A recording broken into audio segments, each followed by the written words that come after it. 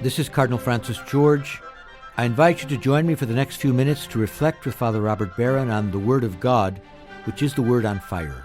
Word on Fire Catholic Ministries is a nonprofit ministry at the forefront of Catholic evangelization, using new media to spread the faith on every continent. Father Barron challenges us to open our hearts to the Word on Fire, which is God's word of love for each of us. If our hearts are open, the Lord can change and transform us so that we might speak with love about the one who is love. The global benefactors of Word on Fire, with the support of the Archdiocese of Chicago, now present Word on Fire. Peace be with you, and a very blessed and happy Easter to everybody. Friends, what's Easter all about? Let me start with this. In first century Judaism, so in the time of the New Testament, there were many views concerning what happened to people after they died. So, following a very venerable tradition, some said that death was just the end, that the dead simply returned to the dust of the earth from which they came. Again, it's got very ancient roots within Judaism, that view.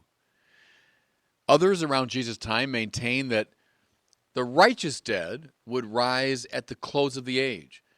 Think of, when Jesus approaches the tomb of Lazarus and Martha says, yes, I believe that he will rise at the resurrection of the dead. That's what she meant, at the end of the age. Still others thought, maybe a bit here under the influence of Greek philosophy, that the souls of the just went to live with God after the demise of their bodies. Think of the book of Daniel here. In the book of Wisdom, you have some reference to this. Some, it seemed, even believed in a kind of reincarnation. Think of when Jesus asked the disciples, who do people say that I am? And some of them say, well, Jeremiah or one of the prophets come back from the dead. So there are all kinds of views about what happened after we die. Here's what's particularly fascinating about the accounts of Jesus' resurrection, is that none of these familiar frameworks of understanding is invoked. They had all kinds of ways to articulate it. None of them is used. The first witnesses maintained that the same Jesus who had been brutally and unmistakably put to death and buried. Mind you, Roman executioners didn't botch the job. I mean, they knew how to put people to death. That Jesus who had died and had been buried was, through the power of God, alive again. The point is, they didn't say he was vaguely with God in some sense, or that his soul had escaped from his body. They're not Greeks. Nor had he risen in some purely symbolic or metaphorical sense, nor were they looking forward to, this great day at the end of time when he would rise. No. Here's what they claim. He, Yeshua from Nazareth, this friend whom they knew, who had been put to death brutally and buried, was alive again. If I can put it to some degree in the perspective of the other expectations, what was expected for all the righteous dead at the end of time had happened in time to this one particular man, to this Jesus. See, as I've said this, I know a lot to you, but it was the very novelty of the event that gave such energy and verve to the first Christian proclamation. If they were just trading in these old frameworks, what would be particularly interesting or energetic about it? But on practically every page of the New Testament, we find this grab you by the lapels quality, because these early witnesses to the resurrection were not trading in bland spiritual abstractions or moral bromides. They were trying to tell the whole world that something so new and astounding had happened that nothing would ever be the same again. That's resurrection proclamation. That's Christianity. Over the past really couple of centuries, many thinkers, both inside and outside of the Christian churches, have endeavored to reduce the resurrection message to the level of a myth or a symbol.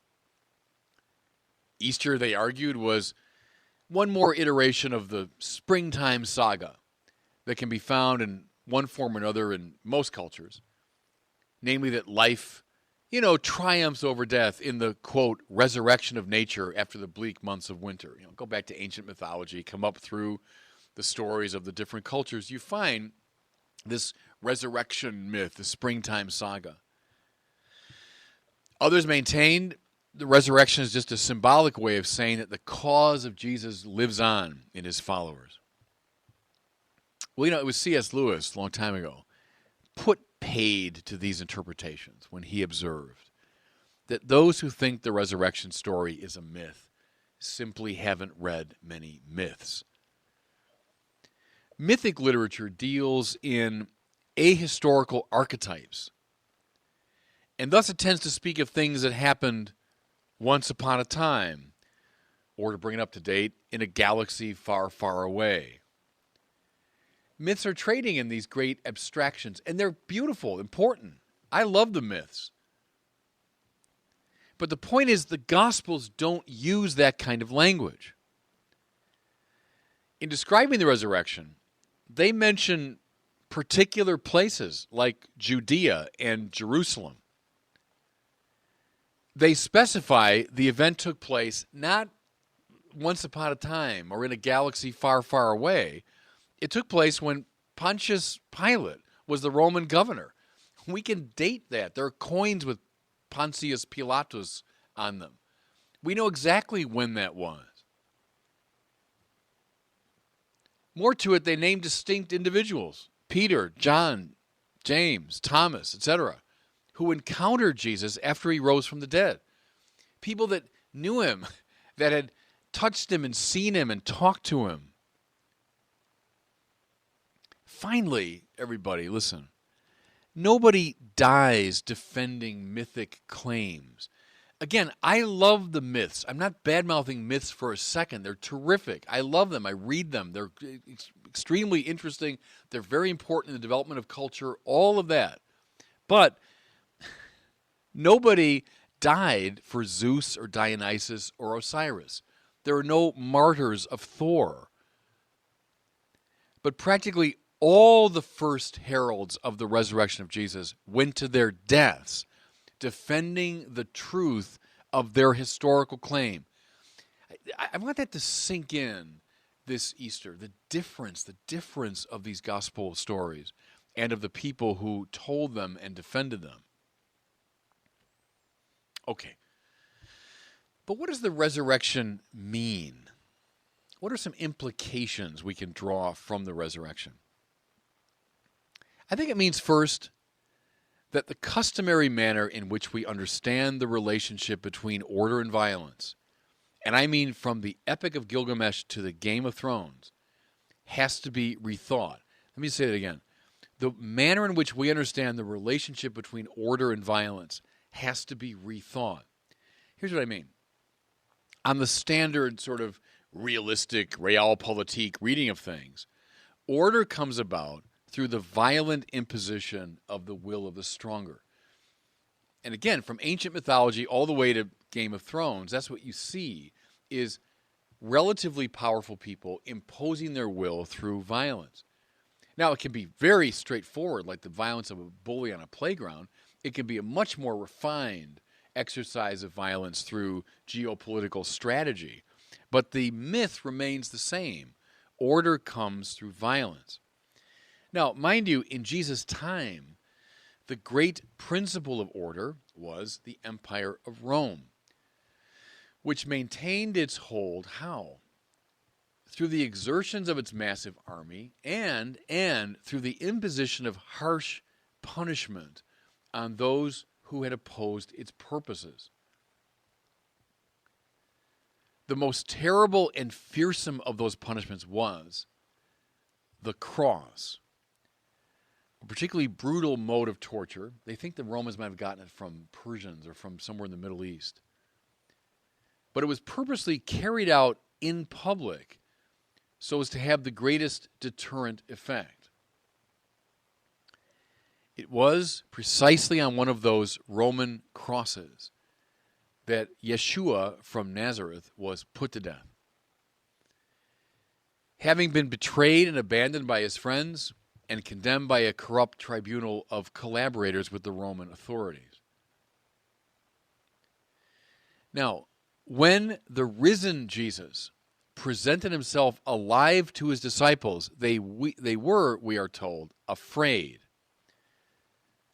Now, you could say their fear might have been simply a function of their having seen something uncanny, a dead man come back to life. But I wonder sometimes whether it might have been grounded in the assumption that he was back for vengeance. In any telling of a similar tale, if someone made up a story like this, here's an innocent man, a good man, who'd been put to death because of the betrayal and abandonment, denial of his followers who had run from him at the moment of truth. And if now in the imagination of the storyteller, this dead man was back to life and he's come to visit those who had betrayed him and denied him, what would you expect?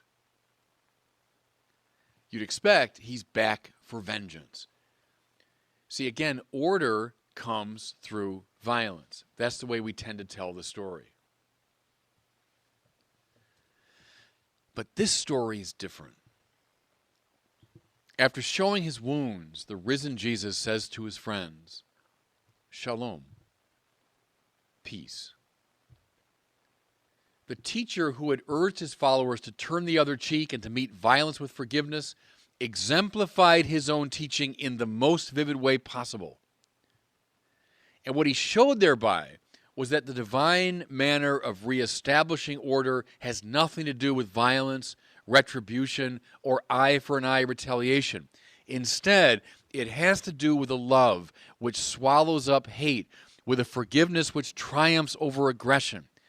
It's this great resurrection principle which explicitly or implicitly undergirded the liberating work of Martin Luther King in America, of Gandhi in India, of Bishop Tutu in South Africa, of John Paul II in Poland. Those great practitioners of nonviolent resistance were able to stand athwart the received wisdom only because they had some sense that in opting for the way of love, they were going with the deepest grain of reality. They were operating in concert with the purpose of God. Here's a second implication, everybody, from the resurrection. It means that God has not given up on his creation.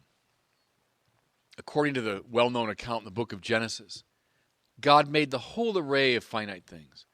Sun, moon, planets, stars, animals, plants, things that creep and crawl on the earth.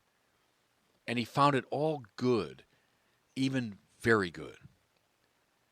There's not a hint of dualism or Manichaeism in the biblical vision. There's no setting of the spiritual over and against the material. All that God has made reflects some aspect of his goodness, and all created things together constitute a beautiful and tightly woven tapestry.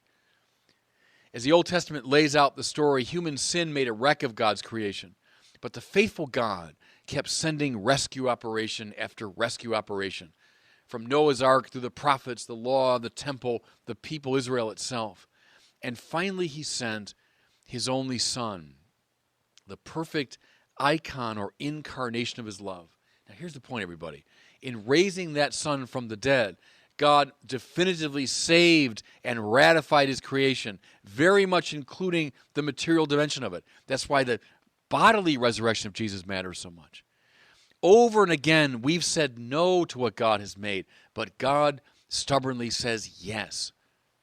And it's inspired by this divine yes that we always have reason to hope. That's what Easter means. And God bless you. I hope you were moved today by the word on fire. I pray that together we might become a people on fire with love for God and neighbor, here in Chicago and wherever these words are heard. Until we join Father Barron again next week, I'm Cardinal Francis George, and I pray that God will bless you and those you love.